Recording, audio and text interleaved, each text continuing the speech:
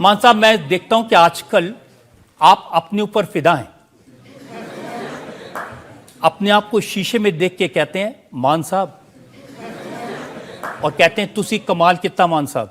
मैंने पार्लियामेंट में भी ये बोल दिया था कि मैं तो शीशे के सामने खड़ा होके अपने आप को साहब कहता हूँ। मान साहब क्या बात है।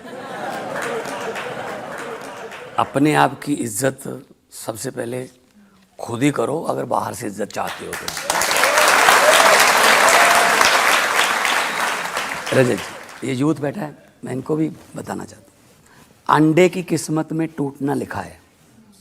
अंडे ने टूटना ही टूटना है, लेकिन वो अंडा अगर बाहर की फोर्स से टूटता है तो उसके अंदर की जिंदगी खत्म।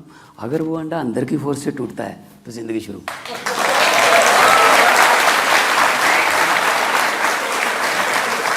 आप कौन हो, आप कौन हो ये खुद डिसाइड करो, ना कि बाहर से आपको कोई डिसाइड करे तुम ये बन सकते हो, तुम वो बन सकते हो, तुम्हें ये नहीं हो सकता, तुम वो कर सकते हो। तुम्हें सब पता है। सबसे बड़े जज और सबसे बड़े अपने क्रिटिक तुम खुद ही होते हो। आपके जज थे नवजोत सिंह सिद्धू जी। तो सिद्धू साहब कहते हैं कि कोई पीली पगड़ी पहन के भगत सिंह नहीं बन जाता। भगत सिंह ने तो देश के लिए जान न्यौछावर की थी। वो कहते हैं भगवंत मान ने तो पंजाब को गुलाम बना दिया। नहीं, मैंने कब कहा कि मैं भगत सिंह बन गया? मैं तो उसके पाँव के धूल का एक तिनका भी नहीं हूँ। 23 साल की उम्र में उन्होंने शहीदी दी देश के लिए। तो लेकिन हमारे पुरखों को फॉलो तो कर सकते हैं हम कि उनके सपनों का भारत कैसा था या कैसा होना चाहिए था। भगत सिंह जी को कभी भी ऐसा नहीं चिंता थी कि देश आज़ाद होगा या नहीं। वो उनको पता था आज़ादी तो आएगी, लेकिन उनको सबसे बड़ी चिंता ये थी कि आज़ाद होने के बाद देश कौन से हाथों में जाएगा। तो फिर चिंता सही साबित हुई ना कि आज फिर 75 साल बाद हम बाहर के वीज़े लगवा रहे हैं, जिनको निकालने के लिए भगत सिंह जैसे, शहीद उधम सिंह जैसे, जिनको बदले लेते हुए, और करतार सिंह सराभा, राजगुरु सुखदेव, हमारे योद्धा फांसी पे चढ़ गए अंग्रेज़ों को देश से निकालने के लिए। आज हम 30-30, 40-40 लाख रुपए ट्रैवल एजेंट के पास लेकर खड़े हैं अंग्रेज़ों के पास पहुंचने के लिए। क्या किया फिर हमने? तो भगत सिंह के सपनों की आज़ादी अगर बसंती रंग की पगड़ी पहनकर अगर कहीं जाती है तो इसमें तो कोई आपत्ति नहीं होनी चाहिए किसी को। वैसे भी चलो, सिद्धू साहब तो सीनियर हैं, मेरे जज थे वो लाफ्टर चैलेंज में, और कई बार तो हमें भी नहीं पता चलता था कि क्या हमने बोल दिया कि बंद ही नहीं हो रहे हंसने से। मतलब उनका अपना अंदाज है, उनका अपना अंदाज है। वो कांग्रेस में हैं, पहले बीजेपी में थे, लेकिन उससे पहले अकाली दल में भी थे, और उनका अपना अंदाज है। एक ही शेर है, वही मोदी के लिए, वही आसाराम के लिए, वही सोनिया के लिए, वही मनमोहन सिंह के लिए, वही। तो कम से कम मैं हालातों के मुताबिक तो बोलता हूँ ना कि आज ये नहीं बोलना। अब उनका तो रट्टा लगा हुआ, जो बोलते रहे से। लेकिन एक टाइम तो आप कहते थे मैं इनका फ़ैन हूँ, मेरे रोल मॉडल हैं सिद्धू साहब। हाँ जी, मैं वो क्रिकेट में फ़ैन हूँ। मैं जब वो ओपनर आते थे आज भी श्रीकांत के साथ आते थे ओपनर, तो तब क्रिकेट देखते थे। तो सिद्धू साहब के फ़ैन, इसमें तो कोई अब होना नहीं चाहिए कि। लेकिन राजनीति में मैंने सुना कि एक बार ऐसा मौका था जो अरविंद केजरीवाल उनको फेस बनाना चाहते थे आम आदमी पार्टी का पंजाब में। मैं खुद ये अरविंद जी के पास पेशकश लेके गया था कि अगर नवजोत सिंह सिद्धू आना चाहते हैं पार्टी में, कि अगर वो चाहते हैं मुझे मुख्यमंत्री बना दो। मैंने कहा जी आपको मेरे से पूछने की ज़रूरत नहीं, आप बना देना। मैं उनका मतलब उनके वो टॉप पोस्ट पे रहे, मैं काम कर लूँगा। मेरा मकसद सिर्फ पंजाब को बचाना है, पंजाब को ड्रग से, पंजाब को ये जो हमारा ब्रेन ड्रेन हो रहा है, भाग रही है हमारा यूथ कनाडा अमेरिका को भाग रहा है, तो इसमें मेरे लिए कोई कुर्सी अहमियत नहीं रखती थी। लेकिन उन्होंने कहा कि मैं तो इधर जाऊँगा, तो मैं क्या कर सकता। देखिए, आप हमेशा कहते हैं कि मैं पंजाब में बदलाव करने आया हूँ। सिद्धू जी कहते हैं कि ये बदलाव करने नहीं आए। 1.5 साल में इन्होंने कुछ बदलाव नहीं किया। भगवंत मान ने सिर्फ अपनी पत्नी बदली है।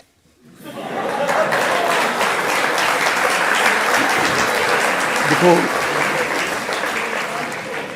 इससे पता चलता है कि इतना बदलाव आ चुका है कि मुद्दों के बारे में बोल ही नहीं सकते।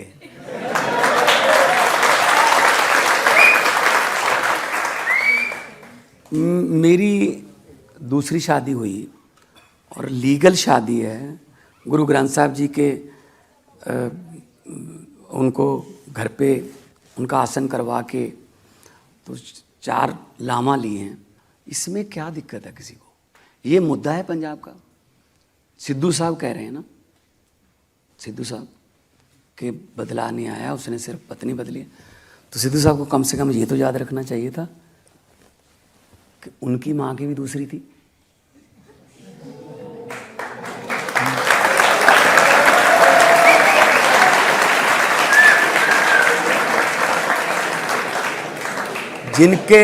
जिनके अपने घर शीशे के होते हैं, दूसरों पर पत्थर लगते हैं।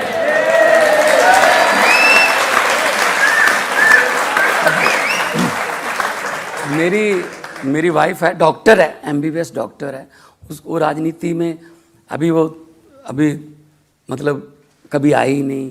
हाँ, सोशल फंक्शनों पे चली जाती है, फिर भी उस पे ही आके आपने ये इस निचले लेवल पे नीचे आके आप लोग कमेंट करते हो, जो अच्छा नहीं है, व्यक्तिगत अच्छा नहीं लगता। मैं आपकी बात से सहमत हूँ, इस तरह का कमेंट नहीं करना चाहिए, ऐसी चीज़ें पब्लिक डोमेन में नहीं। अगर वो ऐसी पिच पे खेलना चाहते हैं तो मेरे पास भी फिर शॉट हैं।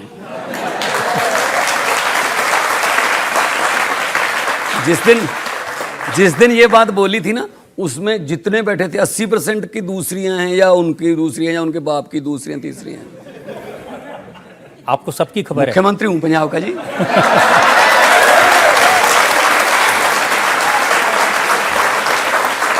आजकल उनकी दोस्ती बादल परिवार से भी काफी हो गई है। वो मजीठिया साहब के साथ कहते हैं कि अब गले लगने का वक्त आ गया।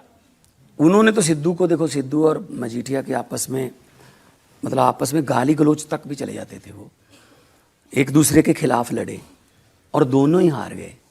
जीता कौन? जीवन ज्योत कौर, हमारी एक NGO चलाती है लड़की, वो जीत गई। दोनों हार गए। एक फंक्शन पे दोनों ने जप्फी डाल ली कि जी आ जाओ जप्फी डाल।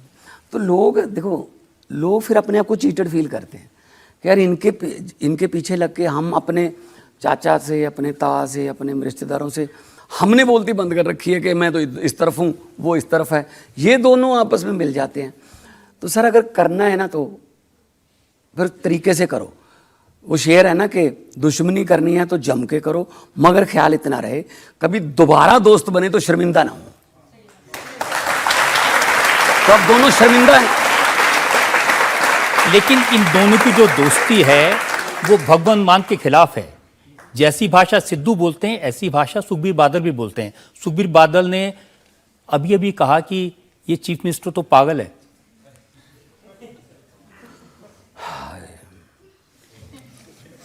असल में क्या है, ये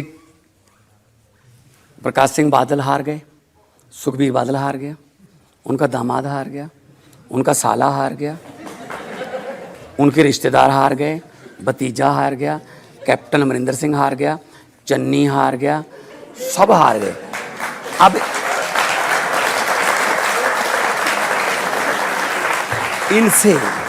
इनसे ये बात बर्दाश्त नहीं होती कि एक टीचर का बेटा मुख्यमंत्री क्यों बन गया।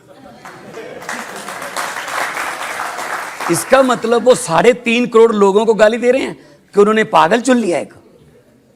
और सुखबीर बादल कौन सी सियानपुर वाली बातें करते हैं सर। सुखबीर बादल स्टेज पर कह रहा है, प्रकाश सिंह बादल स्वर्गीय हैं, अभी दुनिया में नहीं है। सुखबीर बादल कह रहा है स्टेज पर, एक बार नहीं 2-3 बार, कि बैठे हैं सरदार प्रकाश सिंह बादल, ये मेरे पिता समान हैं। बादल साहब को खड़े होकर बोलना पड़ा, पिता हूं, समान नहीं। सर ये जो बड़े बड़े स्कूलों में पढ़े हैं, पहाड़ों वाले स्कूलों में सर, इनको 100 के ऊपर गिनती आती है, उससे नीचे तो आती नहीं। अगर इन्होंने 144 करोड़ कहना हो, ये कहते 144 करोड़। 100 तो आता है लेकिन 44 नहीं आता इनको, 44 नहीं बोल सकते ये। तो सर ये वहाँ से पढ़ लिख के आए हैं, पंजाब के कल्चर के बारे में पता कुछ नहीं है, किसी को भी कुछ भी बोल देते हैं। आप सिद्धू साहब कहते हैं मैं इनको मजनू मान कहता हूँ। कहते रहे। कौन है सिद्धू साहब? सिद्धू साहब कौन है सर? विधायक है। आपने कुछ रहने ही नहीं दिया। नहीं, सिद्धू साहब कौन है सर? कांग्रेस के कोई ओहदेदार हैं? नहीं है। क्या है सर? आपके जज, आपके गुरु, नहीं नहीं, आपके रोल मॉडल बाद में हारे हुए हैं सर। और उनके दूसरे साथी सुखबीर बादल, वो तो डिप्टी चीफ मिनिस्टर रहे हैं, उन्होंने सरकार चलाई है। वो कहते हैं कि भगवंत मान इतनी शराब पीते हैं कि 7-7 दिन तक गायब रह जाते हैं। पिछले 12 साल से ये कह रहे हैं भगवंत मान दिन रात शराब के नशे में टल्ली रहता है। आप मुझे बता दीजिए सर, आपके कोई दोस्त होंगे, रिश्तेदार होंगे, आपके भी होंगे, जो पिछले 12 साल से दिन रात दारू पी रहा है, क्या वो जिंदा है? नहीं है ना? नहीं है ना? तो मेरे कौन सा लोहे का लीवर लगा हुआ है फिर?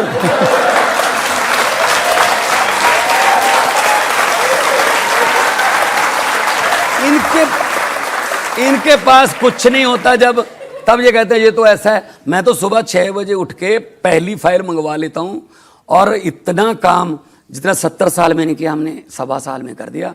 पंजाब में बिजली 88% घरों को बिजली मुफ्त आती है सर, और उसमें वो भी नहीं कि हमने बीपीएल कार्ड या वो कर दिया। हमने कहा 600 यूनिट फ्री है, 2 महीने बाद बिल आता है। 600 यूनिट, आपके घर पे 4 एसी लगे हैं, अगर आपका भी 600 यूनिट से नीचे है तो आपको भी बिजली का बिल 0 आएगा। बिजली है मेरे पास पंजाब में, पैदा की है मैंने। झारखंड में पचवाड़ा कोल माइन है पंजाब सरकार की, 2015 से बंद पड़ी थी, वो चलवाई है। इस वक्त पैडी सीजन आएगा, परसों से शुरू होने वाला है। 52 दिन का कोला पड़ा है सर मेरे पास। पहले कभी भी इतना कोल हमारे पास थर्मल प्लांटों के पास कोल नहीं था। सिर्फ खबरें आती थी 5 घंटे का कोला बचा, 4 घंटे का कोला बचा। तो सर अगर काम इच्छा शक्ति हो कुछ करने की तो सर हो जाता है। देखो प्रॉब्लम ये है कि आपको ना इतने बड़े स्टार रहे हो तो आपको तालियों की आदत पड़ी है, जब राजनीति में आते हैं तो थोड़ी गालियां भी पड़ती हैं। जब भी आप सिस्टम बदलने की बात करोगे, किसी भी सिस्टम को बदलने की बात करोगे, तो वो सिस्टम के जो बेनिफिशियरी हैं, जो लाभ पात्री हैं, वो बाउंस बैक करेंगे कि ऐसे कैसे हो सकता है, ये बदल नहीं सकते। तो सर वो गालियाँ देंगे, फिर वो आपका अपमान करेंगे, कुछ पुराना निकाल लेंगे, ये कर देंगे, वो कर देंगे, ताकि ये बंदा बस खत्म यही हो जाए, हम ही रहें बेनिफिशियरी। तो सिस्टम, पहली दुनिया की पहली रेलगाड़ी और दुनिया के पहले जहाज का भी विरोध हुआ था कि ऐसे कैसे हवा में उड़ सकते हैं, ऐसे कैसे लोहे के गार्डर पर हम चल सकते हैं। आज उनके पड़ोते खड़ोते जितने भी होंगे, उतने great great great great grandfather जो विरोध करते थे, उनको टिकटें नहीं मिलती होंगी, आज वेटिंग लिस्ट में होंगे। तो ऐसी कोई बात नहीं है, अपमान पीना सीख लो, अन्ना जी ने कहा था, अपमान पीना सीखो राजनीति में। यहाँ तारीफ नहीं मिलेगी आपको। उसके लिए मैं एक मजेदार किस्सा सुनाता हूँ। एक बंदा था, हर चीज में कमी निकालता था, वो हर चीज में नेगेटिव माइंडेड आदमी था, हर चीज में नुक्स निकाल देता था। उसके दोस्त भी बहुत परेशान थे, तो यार हर चीज में नुक्स निकाल देता। उनको एक कुत्ता मिल गया, उनके दोस्तों को। वो कुत्ता पानी पर चल लेता था सर, पानी पर चलता था ऐसे। कहते यार इसमें से क्या नुक्स निकालेगा ये, उसको बुलाओ। बुला लिया उसको, बोला ये देख। उन्होंने कुत्ता इधर से छोड़ा स्विमिंग पूल में, कुत्ता पानी पर चल के स्विमिंग पूल के दूसरी तरफ निकल गया। कहते बता अब इसके बारे में क्या कहेगा तू? कहता मैं समझ गया, इसका मतलब कुत्ते को तैरना नहीं आता।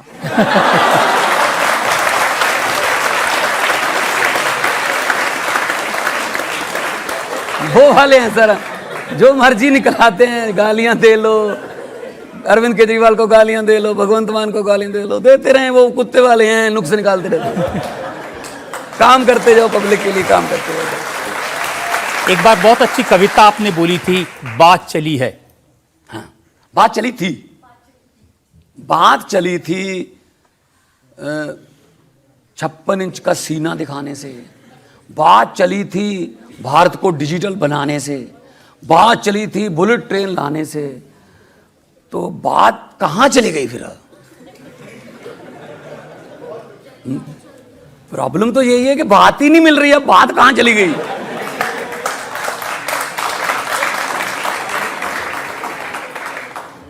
मन की बात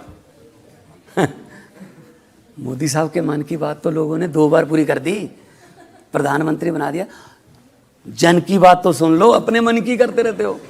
लोगों के मन की बात तो सुनो कि सिलेंडर महंगा हो गया जी, सिलेंडर महंगा हो गया और बेरोजगारी बहुत बढ़ गई और जो कुछ भी है बिकता जा रहा है, बिकता जा रहा है। रेल, तेल, भेल। आपको तो मान साहब जब जब मौका मिलता है ना बोलने का, आप उल्टी बात ही बोलते हैं। स्पीकर के चेंबर में आपसे कहा कि कुछ बोल दीजिए तो आपने पूरे जंगल का कानून सुना दिया। असल में उल्टी नहीं होती, अगर उल्टा होकर देखो बात सीधी लगती है।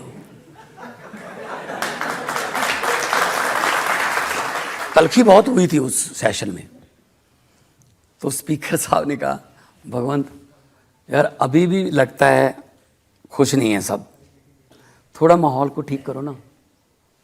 Laughter is a best medicine, तो अपनी दवाई दो थोड़ी।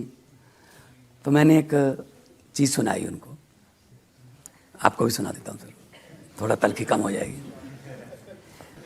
इलेक्शन कमीशन ने जैसे ही जंगल में आम चुनाव ऐलाने, इलेक्शन कमीशन ने जैसे ही जंगल में आम चुनाव ऐलाने, अपने अपने चुनाव प्रचार पर लगे जानवर जाने। शेर जी बकरी के घर गए, बोले बहन जी सत श्री अकाल है, और सुनाओ क्या हाल चाल है। बकरी बोली हाल तो ठीक है, लेकिन मेरा दिल हैरान बड़ा है कि शेर मेरे आगे दोनों हाथ जोड़कर खड़ा है। शेर ने कहा, बहन जी शर्मिंदा ना करो, अब हम जंगल में एकता और अखंडता से रहेंगे। अपने मेमनों को समझा देना, अब शेर अंकल उनको कुछ नहीं कहेंगे। आज के बाद आप अपना परिवार खुशहाल रखना, बस आने वाले चुनाव में मेरे चुनाव चिन्ह का जरा ख्याल रखना।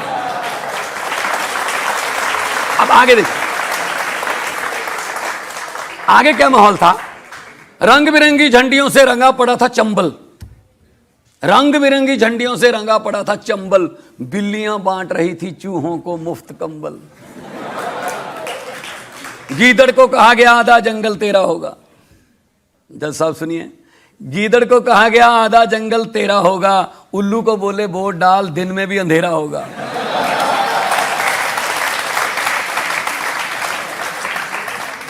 चूहों से वादा किया गया चील नहीं रहेगी, क्योंकि चील उनको अपने पंजे में उठा के ले जाती। चूहों से वादा किया गया चील नहीं रहेगी। चीलों को आश्वासन दिया गया चूहों की सप्लाई में ढील नहीं रहेगी। तो पूरा दिन कंपेन करके शेर अपने घर आता है, पूरा जंगल घेरनी की कर दिया मेरी डार्लिंग शेरनी। शेरनी बोली, शेर जी, पतिदेव जी, मेरा बाहर सैर पर जाने को दिल करता है, एक नरम सा नाजुक सा खरगोश खाने को दिल करता है। शेर बोला, अरे भाग्यवान, ये सुन ले मेरी फरियाद, खरगोश जितने मर्जी खा लेना प्लीज, इलेक्शन के बाद प्लीज। मैं इसमें यह कहता हूं कि पब्लिक को पहले वादे किए जाते हैं, बाद में 5 साल एक खरगोश की तरह समझा जाता है कि जितनी देर अगली इलेक्शन नहीं आई तो पब्लिक को नोच लो, ये टैक्स भी उन पे लगा दो, ये भी उन पे। हर टैक्स पब्लिक पर ही क्यों लगता है? मैं इस बात का धारणी हूं कि अगर नेताओं को बिजली फ्री मिलती है, नेताओं को अगर टोल प्लाजे फ्री हैं, तो फिर जनता को क्यों नहीं होनी चाहिए? पब्लिक ने तो नेता बनाए हैं, फिर सब पब्लिक के। लेकिन तो आप मुझे मौका नहीं छोड़ते। मेरे अरविंद केजरीवाल जी मेरी पार्टी के प्रधान हैं, उन्होंने दिल्ली में शुरू किया कि हम जी महिलाओं को बस फ्री है, इलाज फ्री है, शिक्षा फ्री है। तो फिर कहते हैं जो विपक्ष वाले हैं कि ये केजरीवाल फ्री की रेवड़ी बांट रहा है, फ्री की रेवड़ी। मैं कहता हूं कि अच्छा 300 यूनिट बिजली, थोड़ा सा इलाज, बस का सफर, ये तो रेवड़ी लगने लगा, फ्री दे दिया तो फिर हर घर में 15 लाख आ जाएगा। ये वाला पापड़ किसने बेचा था? वो याद नहीं। तो मैं तो वहां भी, मैं पार्लियामेंट में भी यही कहता था कि बताइए मोदी जी, अच्छे दिन कब आने वाले? आइए जनता से पूछते हैं जो लोग सवाल पूछना चाहते हैं। मैंने आपके एक इंटरव्यू में सुना था कि एक बार आप विदेश जा रहे थे, उसमें एयरलाइंस भी विदेश की थी, लोग भी विदेश के थे, तो आपने उधर एयर होस्टेस से अपनी भाषा बना के बात की थी। तो एक किस्सा क्या, वो एक बार आप सुनाएंगे? इसका नाम भी आप अगर रख लें सेल्फ कॉन्फिडेंस ना, तो ज़्यादा अच्छा होगा। सेल्फ कॉन्फिडेंस क्या कैसा रहे। मैं जा रहा था, न्यूयॉर्क की फ़्लाइट थी एयर फ्रांस की, यहाँ से पेरिस, पेरिस से न्यूयॉर्क। तो पेरिस से न्यूयॉर्क में इधर भी मेरे गोरे बैठे थे, इधर थोड़े काले बैठे थे, बीच वाला मॉडल मैं ही था। तो मैंने सोचा 9.5 घंटे की फ़्लाइट है, मान साहब 9.5 घंटे अगर तुम ना बोले, पथरी होने का भी डर है। क्या बोलोगे इनके साथ 9.5 घंटे, तो कुछ करते हैं। तो मैंने जो मेरे साथ थे, जो को पैसेंजर मेरे आर्टिस्ट थे, वो भी शो करने जा रहे थे, उनको कहा कि मैं को पंगा लूँगा, मुझे नहीं पता क्या हो जाएगा, आप चुप करके सो जाओ, तुम मेरे साथ हो ही नहीं बस। मैंने एयर बेल बजाई, एयर होस्टेस आई, यस मैं हेल्प यू। मैंने अपनी तरफ से एक लैंग्वेज बना के इतना कॉन्फिडेंस से मैंने बोली हूँ। मैंने कहा बिलविस्ता लाला अंगलविस्ते हालविस्ता लाला अलहिस्ता लाला अलहुस्ता लाला अंगलविस्ते लाला बुलबुस्ती। बोली पार्डन। मैंने कहा अलहिस्ता लाला अंगलविस्ते आला बुस्ता अलहिस्ता लाला अंगलविस्ते लाला उरुविस्ते लाला बुलबुस्ती। बोले sorry sir, I can't understand your language. फिर मैंने बॉडी लैंग्वेज में गुस्सा दिखाया, मैंने इम्बल विस्तार लैंग्वेज हेरा विस्तार हीरी विस्तार आ रहा, इम्बल विस्ती एयर इंडिया, रूला विस्ती लुफ्थांसी, इम्बल विस्ती एयर फ्रांसी, रूला विस्ती रिंग। अब रजत जी उसको ये पता चल गया कि ये हमारी एयरलाइन को गालियां दे रहा है बंदा। लुफ्थांसा भी बोल दिया ना मैंने बीच में। तो कभी बेट प्लेन के कैप्टन को बुला के ले गए। कैप्टन आया, ओ यस प्लीज। मैं कहा इम्बल विस्ता, यस प्लीज, आरा विस्ता फ्रीक्वेंट फ्लायरा हीरे विस्ता लारा विस्ती लंगर विस्ता लारा। मुझे बोला प्लीज कम विद मी, मुझे आगे ले गया, मेरे मुंह पे माइक लगा दिया आगे ले जाके, स्पीक। मैंने कहा बिलविस्ता लाला अंकल विस्ती एरी विस्ता लाला इंगल विस्ती लाला बलबोस्ती।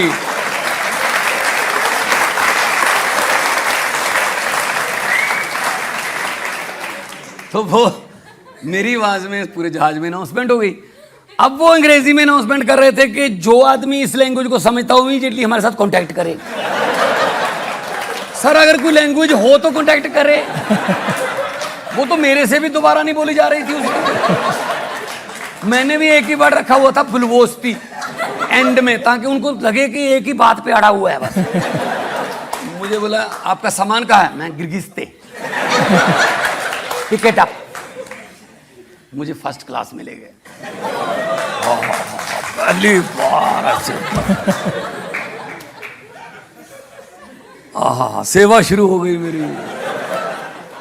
ये जो मांगू बस लेके आते हैं अभी आके। पीछे से एक एयर होस्टेस आई, मेरे को एक पर्ची दी उसने, कहती योर को passenger has send it for you. उस पे पंजाबी में लिखा हुआ यार सानू भी इत्थे बुला ला।